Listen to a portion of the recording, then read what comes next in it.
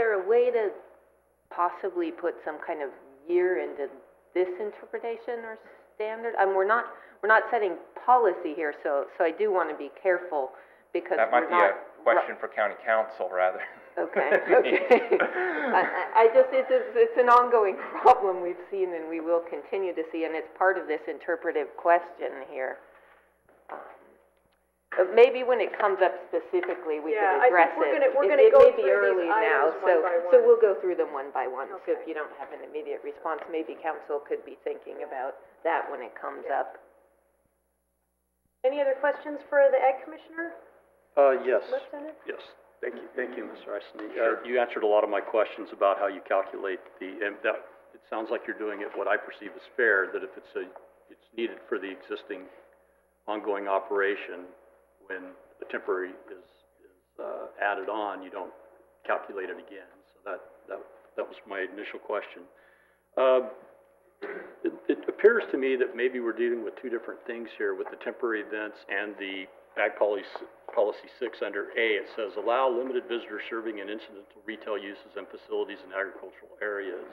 And then in B, it goes on to talk about locate new structures in the mid-sentence there. I didn't want to read the whole thing, but it says locate visitor serving and incidental retail uses off the productive agricultural lands unless there are no feasible locations, and locate new structures where land use compatibility, circulation, infrastructure capacity exists or can develop compatible in agricultural uses. But then that's on page 3-5 of our staff report. Then if you go back to page 3-4, we're defining temporary events. It says for the purposes of allowing temporary events to use existing facilities.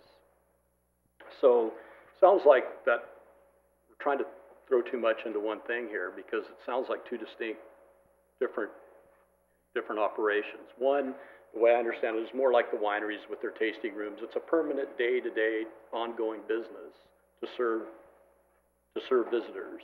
Whereas temporary events are just that, they're temporary. They're not, you go out there one day and there's gonna be nothing going on. You know, it's not 8 to 5 or 7 days a week.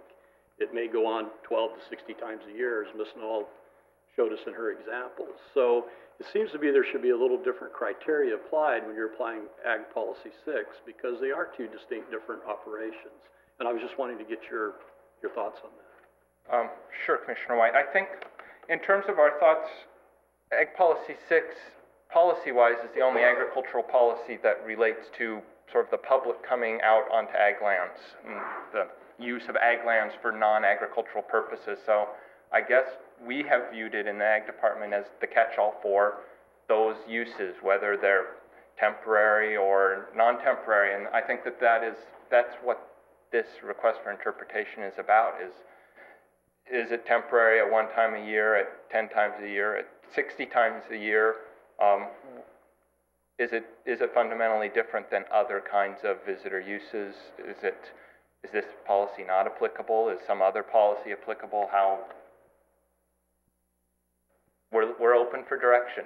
Well, I was asking your opinion, if you think it's applicable all the time, or it's the only mechanism you have, so you're using an overarching application where maybe it's not appropriate on some of these temporary events.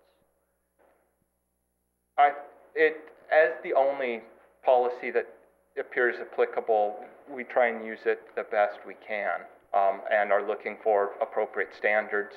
And I think why, looking back at all the discussion and debate about events, why that is so convoluted, complicated,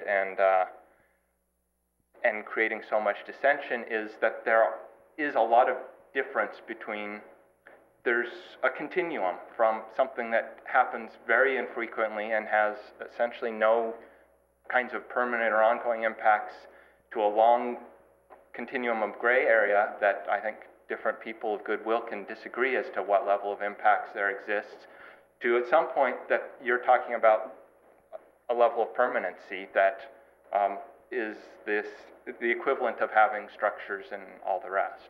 Thank you, and I agree, and this is not meant to be critical or a critique of how you're doing your job. I know it's difficult to try to apply this to all these different circumstances, and I think that may go to the point that there are so many different circumstances, there needs to be some flexibility.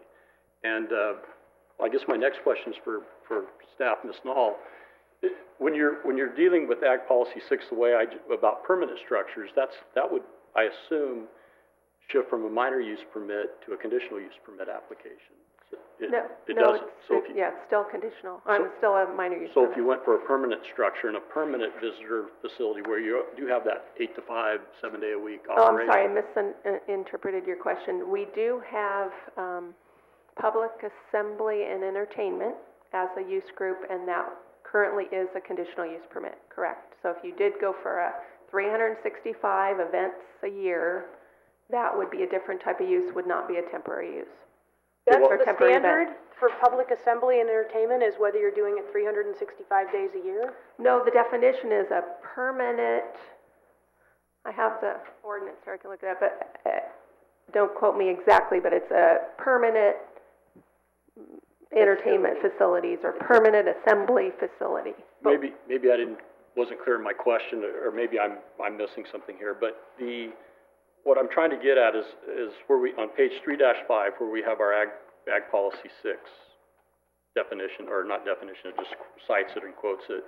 We talk about allowed limited visitor serving and incidental retail uses and facilities in agriculture areas. That's not necessarily the same thing as events, the way I understand it. That could be like a wine tasting facility. Correct. It could be the wine tasting. Okay. So the wine tasting facility is definitely incidental to the winery, and they're saying located in the off the productive ag land. Yes, and then it goes on in section B there to say refer to new structures, where in temporary events we don't have new structures, we have temporary. Okay, or existing. So I think you did see that even in the language it refers to permanent structures. Yes. But a temporary event and is existing structures. Yes. So what I'm trying to say, or trying to get clarity on here, is was Ag Policy 6 really properly the intent for temporary events? It appears to me it's more the intent to apply Ag Policy 6 is more for permanent, ongoing facilities, lodging, restaurants, full-time commercial operations, rather than having somebody out for a wedding once every month or something like that. Some would agree with that. Okay, and that's why we're here. Is that I understand that, but am I getting to the essence of this issue here with? Yes, I agree with your interpretation that possibly AGP 6 may not have been intended for temporary events. And the Ag Commissioner's disagrees. Opinion of the question of how AGP 6 should be implemented. We generally think that it applies. There is also Ag Policy 31, which is recreational uses. It's the other policy that relates to visitors coming on ag land, and says look at each one on a case-by-case basis. That one's generally looked at as being camping, dude ranches. It all blends sort of one to the other, but on the recreational end. Maybe that one applies, because maybe these are considered recreational uses. I don't know, in the end. I think in terms of our department's involvement, which was the current commissioner, Commissioner Lilly was involved in this, and I think he would say that he thought that events were included in this, and when the winery ordinance was updated in 2000, 2001, standards were put into place to scope and scale special events at wineries such that they were treated as, to ensure that they were secondary and incidental as well. So our feeling is that the history of this has been that Ag Policy 6 has been utilized to... It's 10:30, which puts us 15 minutes over past our break time.